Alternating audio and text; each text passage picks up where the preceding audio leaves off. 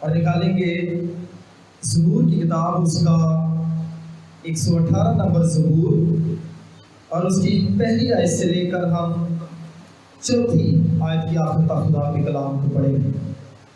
زبور 118 اس کی پہلی آیت سے لے کر چوتھی آیت تک ہم خدا کے کلام سے تلاوت سنیں گے۔ خدا کے کلام میں اس طرح سے مرغوب ہے: خداوند کا شکر کرو کیونکہ وہ بھلا ہے اور اس کی شفقت ابدی ہے۔ اسرائیل اب کہے کہ اس کی شفقت ابدی ہے۔ ہارون کا گھرانہ اب کہے کہ اس کی شفقت ابدی ہے۔ خداوند سے ڈرنے والے اب کہیں کہ اس کی شفقت ابدی ہے۔ کلام پاک کے پڑھے سنے سمجھے جانے پر خداوند کی خاص برکت ہو، آمین۔ مسیح یسوع میں میرے عزیز بہن بھائیوں، زبور 118 جو ہے یہ انتہائی دلچسپی کا حامل زبور ہے۔ اس کی اہمیت کا اندازہ آپ اس بات سے لگا سکتے ہیں کہ زبور 118 سے پہلے بائبل مقدس کے 594 ابواب ہیں۔ زبور 118 سے پہلے بائبل مقدس کے 594 ابواب ہیں، اور دلچسپی کی بات یہ ہے کہ زبور 118 کے بعد بھی بائبل مقدس کے 594 ابواب ہیں۔ یوں بائبل مقدس کا جو درمیانی باب ہے وہ زبور 118 ہے۔ بائبل مقدس کے کل ابواب کی تعداد جو ہے وہ 1189 ہے۔ اہل حدیث 929 ابواب پر مشتمل ہے، جبکہ نیا عہد نامہ 260 ابواب پر مبنی ہے۔ اس زبور کی دوسری جو وجہ شہرت ہے وہ یہ ہے کہ بائبل مقدس کی جو درمیانی یا وسطی آیت ہے وہ بھی زبور 118 کے اندر پائی جاتی ہے، اور وہ زبور 118 کی 8ویں آیت ہے، جہاں پر لکھا ہے خداوند پر توکل کرنا انسان پر بھروسہ رکھنے سے بہتر ہے۔ دو باتیں ہوگی اس زبور کی اہمیت کے حوالے سے۔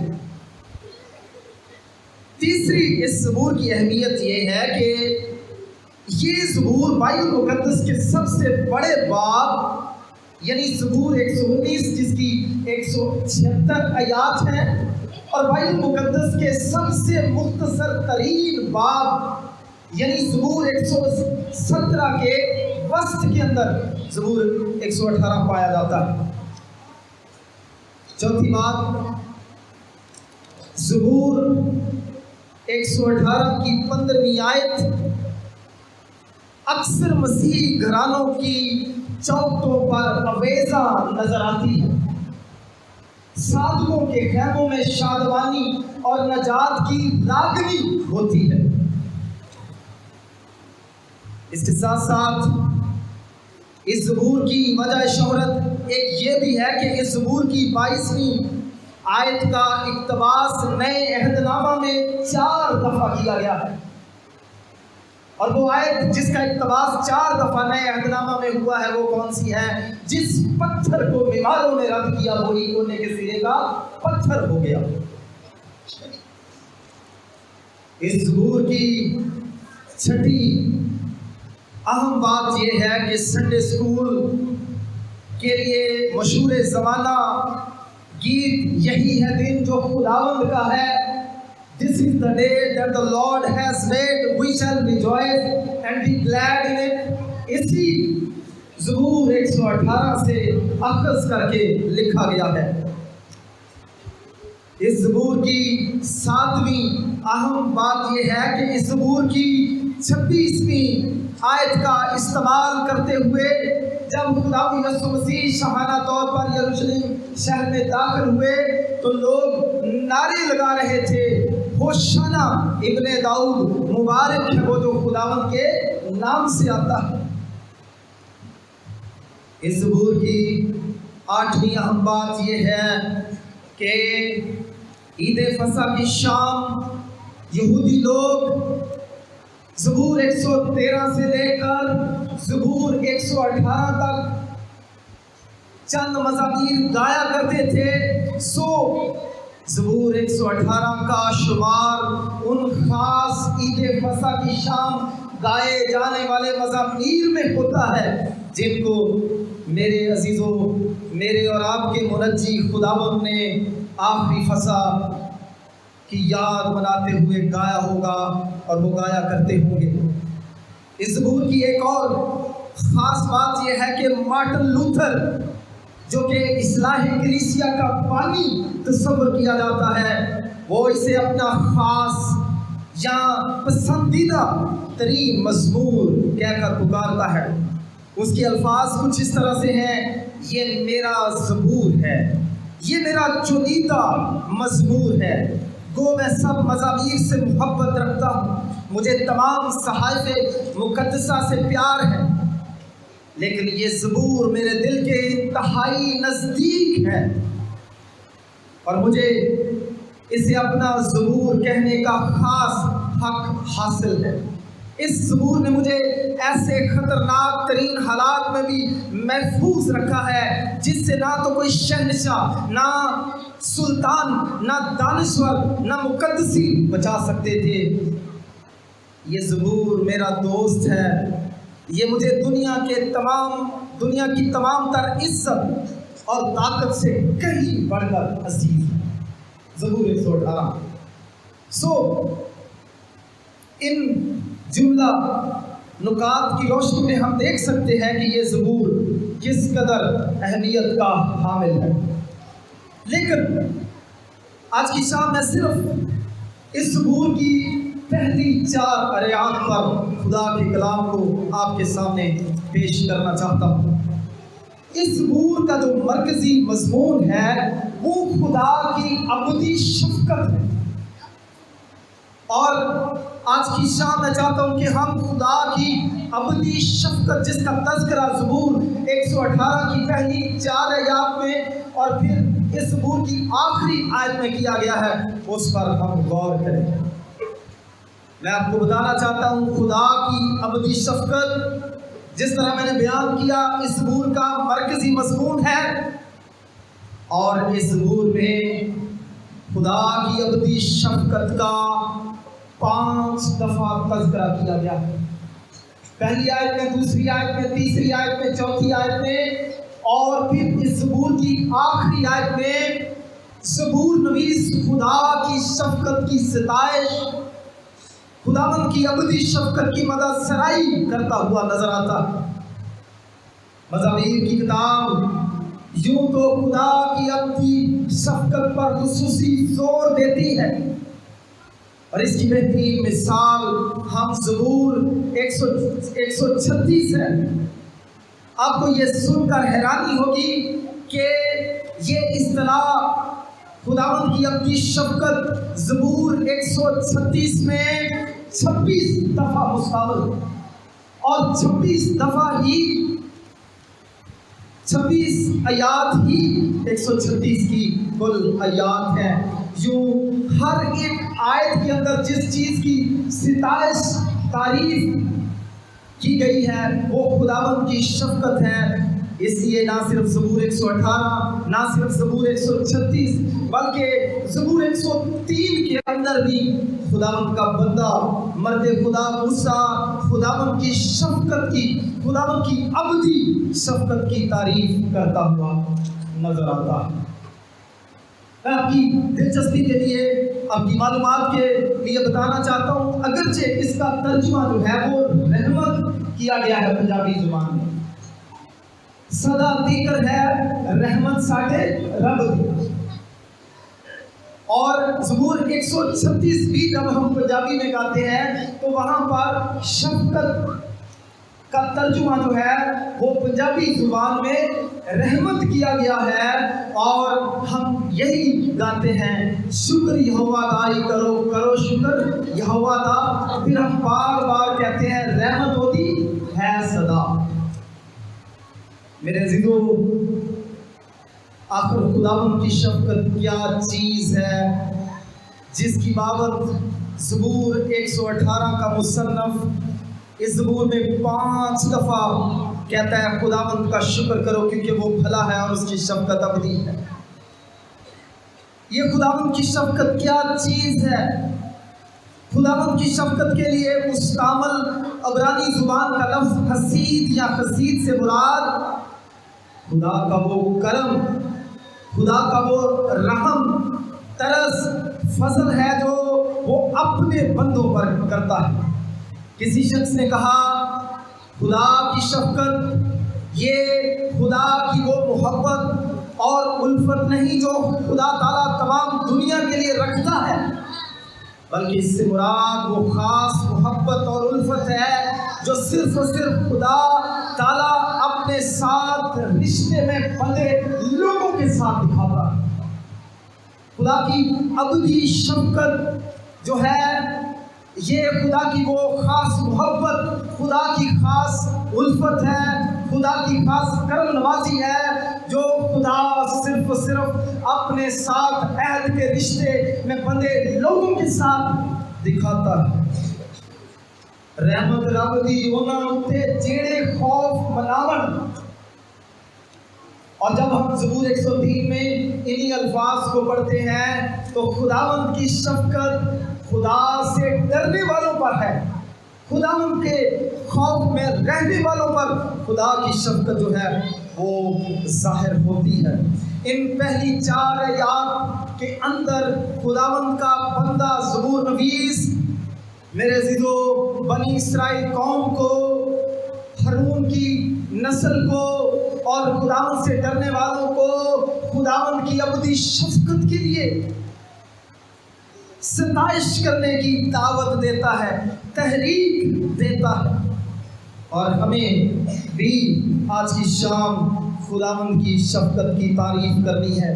جب ہم اپنے اس چرچ کی سالگرہ کو منانے کے لیے، جنم دن کو منانے کے لیے یہاں پر آئے ہیں تو در حقیقت ہمیں کسی اور شخص کی مہربانی کے لیے ہمیں اس کو اپریشیٹ نہیں کرنا، بنیادی طور پر یہ کام خداوند نے سر انجام دیا ہے، اس کی شفقت کی بدولت ممکن ہوا ہے۔ اسی لیے کلام میں لکھا اگر خداوند ہی گھر نہ بنائے تو بنانے والوں کی محنت ابس ہے۔ اگر آج آپ کلیسیا کی صورت میں موجود ہیں تو خداوند کی ابدی شفقت کی بدولت، اگر آپ نے اس گھر کی تعمیر کے کام کو انجام دیا ہے، خدا نے آپ کو وسائل دیے، آپ نے اس چرچ کو 5 سال قبل تعمیر کیا، تو یہ کس کی بدولت ہے؟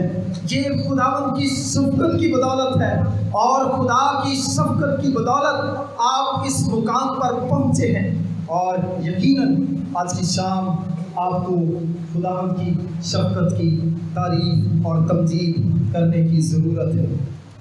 میرے دلو، خداوند کی شفقت کی تعریف خداوند کا عظیم نبی یرمیہ بھی اپنی کتاب کے اندر نوحہ میں کرتے ہوئے نظر آتا ہے، اور وہ کہتا ہے یہ خداوند کی شفقت ہے کہ ہم فنا نہیں ہوئے، اس کی رحمت لازوال ہے، وہ ہر صبح تازہ ہے، تیری وفاداری عظیم ہے۔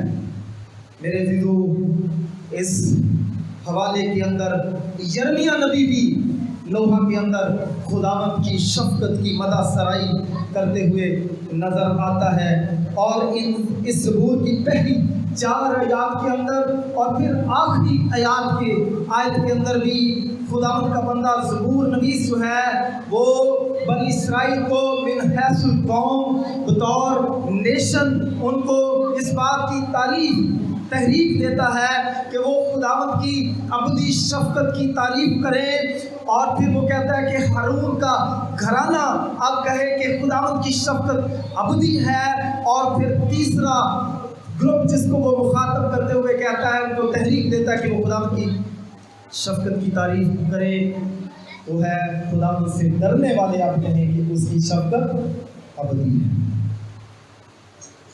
मेरे अज़ीज़ों, आज की शाम हमें जब खुदा के घर में आए हैं तो जिस चीज़ की हमें शुक्रगुजारी करनी है वो खुदा की शफकत है, और वो खुदा की अबदी शफकत है जो खुदा अपने लोगों पर दिखाता है।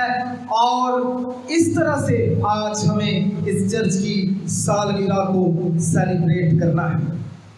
मेरे अज़ीज़ों, खुदा की शफकत का जो मज़मून है ये बाइबल मुक़द्दस का एक नुमाया मज़मून है, और बाइबल मुक़द्दस में खुदा की शफकत को खुसूसी तौर पर वाज़ेह किया गया है। और चंद एक नुकात के ज़रिए से हम खुदा की शफकत का, जिसका तज़किरा ज़बूर 118 की पहली 4 आयत में किया गया है, मेरे अज़ीज़ों, हम बाइबल मुक़द्दस की रोशनी से देख सकते हैं। मेरे अज़ीज़ों, सबसे पहला जोड़ा जिसने खुदावंद की शफकत का तजर्बा किया, मेरे अज़ीज़ों, वो कौन थे? वो हमारे इब्तदाई माँ बाप आदम और हव्वा थे। मेरे अज़ीज़ों, कलाम के मुताबिक खुदावंद ने क्या कहा था कि जिस रोज़ तू इस फल को खाएगा तो क्या हो जाएगा? मर जाएगा। लेकिन खुदावंद ने हमारे इब्तदाई माँ बाप को उनके गुनाह की वजह से हलाक नहीं किया, उनको मौत यकलक उनको मौत के हवाले ना किया, बल्कि उनको चमड़े के कुर्ते पहनाए। और मेरे अज़ीज़ों, शोला जन तलवार का पहरा लगाकर उन्हें जिंदगी के दरख्त के पास ना जाने देकर भी खुदावंद ने अपनी शफकत का इजहार आदम और हव्वा के साथ किया, ताकि वो सारी जिंदगी अबदियत अपनी जो है वो गुनाह में, ज़िल्लत और रुसवाई में बसर न करें, बल्कि उनको जीता छोड़कर शोला जन तलवार का उस जिंदगी के दरख्त पहरा लगाकर खुदावंद ने अपनी शफकत का इजहार चमड़े के कुर्तों को पहनाकर हमारे इब्तदाई माँ बाप के साथ किया। और इसके बाद दूसरी बड़ी मिसाल जो खुदावंद की शफकत की हम देखते हैं बाइबल मुक़द्दस में, वो काइन की मिसाल है। मेरे अज़ीज़ों, जब उसने हाबिल का कत्ल किया तो खुदावंद ने उसको सज़ा सुनाई, और जब खुदावंद ने उसको सज़ा सुनाई कि तू ज़मीन पर आवारा गर्द होगा, तो मेरे अज़ीज़ों, उसका रद्द अमल क्या है? उसने उस सज़ा को जब थाम लिया तो वो क्या कहता है? चौथा बाब खुदाइश उसकी 13वीं आयत में लिखा है, तब काइन ने खुदावंद से कहा, ये सज़ा मेरी बर्दाश्त से बाहर है। देख, आज तूने मुझे ज़मीन से, रूए ज़मीन से निकाल दिया, मैं तेरे हुजूर से रूह पोश हो जाऊंगा और ज़मीन पर खाना खराब और आवारा रहूँगा, और ऐसा होगा कि जो कोई मुझे पाएगा कत्ल कर डालेगा। जब खुदावंद ने मेरे अज़ीज़ों अपनी सज़ा का ऐलान काइन के खिलाफ कर दिया, वो पुकार उठा, और खुदावंद अपनी शफकत का इजहार कैसे करता है काइन के साथ? तब खुदावंद ने उससे कहा, नहीं, जो कोई काइन को कत्ल करे उससे 7 गुना बदला लिया जाएगा। और खुदावंद ने काइन के लिए एक निशान ठहराया कि कोई उसे पाकर मार न डाले। सो काइन खुदावंद के ज़ूर से निकल गया और अदन के मशरक़ की तरफ लूद के इलाके में जा बसा। खुदावंद ने आदम और हवा जो गुनाहगार थे, जिन्होंने खुदा के हुक्म को तोड़ा था, उन पर अपनी शफकत का इजहार किया। खुदावंद ने पहले कातिल काइन ने, जिसने अपने भाई का खून किया जो रास्तबाज था, उस पर अपनी शफकत का इजहार किया। और खुदावंद ने इब्राहिम जो कि ईमानदारों का बाप कहलाता, जिसने 2 दफ़ा झूठ बोला और अपनी बीवी को उसने बहन का, खुदावंद ने उस पर भी अपनी शफकत का इजहार किया। खुदावंद ने यकूब पर भी बारहा मरतबा अपनी शफकत का इजहार किया, जिसने अपने बाप और भाई को धोखा दिया। खुदावंद ने मेरे अज़ीज़ों बनी इसराइल پر اپنی شفقت کا اظہار کیا، جنہوں نے جب وہ کوہ سینا پر تختیاں لینے کے لیے موسیٰ گیا پیچھے اپنے لیے بچڑا بنا لیا، اور جب میرے عزیزو مرد خدا موسیٰ نے شفاعت کی تو خدا نے اپنی شفقت کا اظہار بنی اسرائیل قوم پر کرتے ہوئے ان کو جیتا چھوڑ دیا۔ خدا نے مرد خدا داؤد پر جس نے ہتی یوریا کا قتل کیا، بتسبا کے ساتھ زنا کرے گی، خدا نے اس پر بھی اپنی شفقت کا اظہار کیا۔ خدا نے پترس پر بھی اپنی شفقت کا اظہار کیا، جس نے 3 مرتبہ میرے عزیزو اپنے مالک کا انکار کیا۔ میرے عزیزو یہ جتنی مثالیں میں نے آپ کے سامنے پیش کی ہیں، آدم کی ہو، قائن کی ہو، ابراہیم کی ہو، داؤد کی ہو، پترس کی ہو، واضح رہے کہ خداوند کی شفقت جو ہے یہ گناہ کرنے کا لائسنس یا اجازت نامہ نہیں ہے میرے عزیزو، بلکہ خدا کی ابدی شفقت، خدا کی نجات، خدا کی معافی کا تجربہ کرنے کے لیے ایک گویا دوسرا موقع ہے۔ یہ موقع خدا نے یونہ نبی کو فراہم کیا، اور وہ آج ایسے بے شمار موقع ہم گناہگار انسانوں پر بھی اپنی شفقت کو دکھا کر ہمیں فراہم کرتا ہے۔ میرے عزیزو، اس لیے آج کی شام جب ہم اپنے اس چرچ کی سالگرہ کو سیلیبریٹ کر رہے ہیں تو میں آپ کو دعوت دینا چاہتا ہوں، جس چیز کے لیے ہمیں خداوند کے شکر گزار ہونا ہے وہ خداوند کی ابدی شفقت ہے، وہ خدا کی رحمت ہے جو آپ پر ہوئی، آپ کی کلیسیا پر ہوئی، کہ خداوند نے آپ کے لیے پاسبان کا بندوبست کیا، خداوند نے آپ کے لیے چرچ بلڈنگ کا بندوبست کیا، اور سب سے بڑھ کر خداوند کی خاص رحمت جو ہے، خداوند کی خاص شفقت جو ہے وہ اس کے بیٹے یسوع مسیح کے وسیلے سے ظاہر ہوئی، تاکہ جو کوئی اس پر ایمان لائے ہلاک نہ ہو بلکہ ہمیشہ کی زندگی پائے۔ میرے عزیزو، خداوند اپنی شفقت کیوں دکھاتا ہے؟ کیونکہ کلام میں لکھا ہے خدا کسی گناہگار کی ہلاکت نہیں چاہتا بلکہ یہ چاہتا ہے کہ سب کی توبہ تک نوبت پہنچے۔ میرے عزیزو، یسایہ 54 باب اس کی تسمیہ میں لکھا ہے خداوند تجھ پر رحم کرنے والا یوں فرماتا ہے، پہاڑ تو جاتے رہیں اور ٹیلے ٹل جائیں لیکن میری شفقت کبھی تجھ سے جاتی نہ رہے گی اور میرا صلح کا عہد نہ ٹلے گا۔ خداوند کی ابدی شفقت بنی اسرائیل قوم کے لیے امید، تسلی اور خداوند میں بڑھنے کے لیے حوصلہ افزائی کا بھیر تھی، اور خداوند کی شفقت، خداوند کی رحمت آج بھی مجھ جیسے انسانوں کے لیے، آپ جیسے انسانوں کے لیے امید، حوصلہ افزائی اور خداوند کی وفاداری میں چلنے کے لیے امید، تسلی اور حوصلہ افزائی کرتی ہے۔ اس زبور کے اندر زبور نویس ہمیں خدا کی شفقت کے گن گانے کی تلقین کرتا ہے۔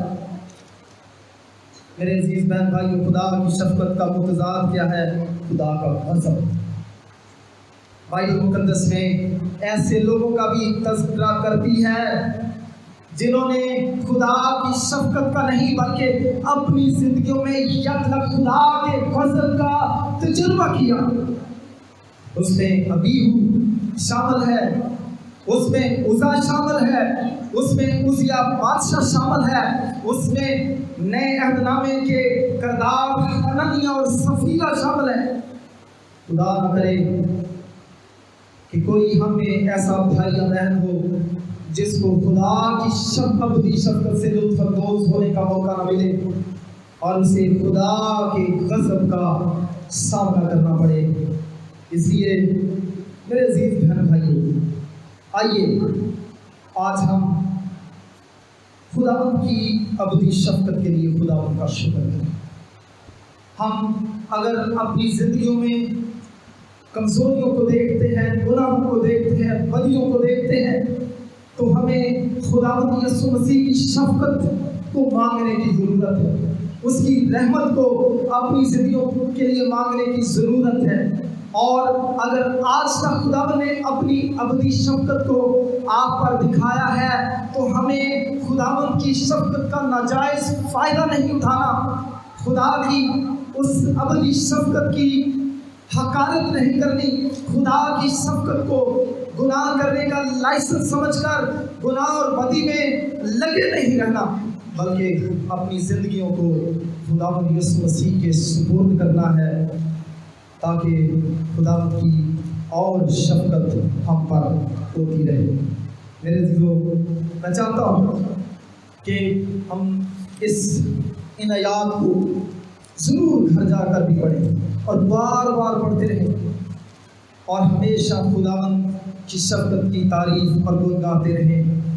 خداوند کا شکر کرو کیونکہ وہ بھلا ہے اور اس کی شفقت ابدی ہے۔ اسرائیل اب کہے کہ اس کی شفقت ابدی ہے، ہارون کا گھرانہ اب کہے کہ اس کی شفقت ابدی ہے، خداوند سے ڈرنے والے اب کہیں کہ اس کی شفقت ابدی ہے۔ پوری بنی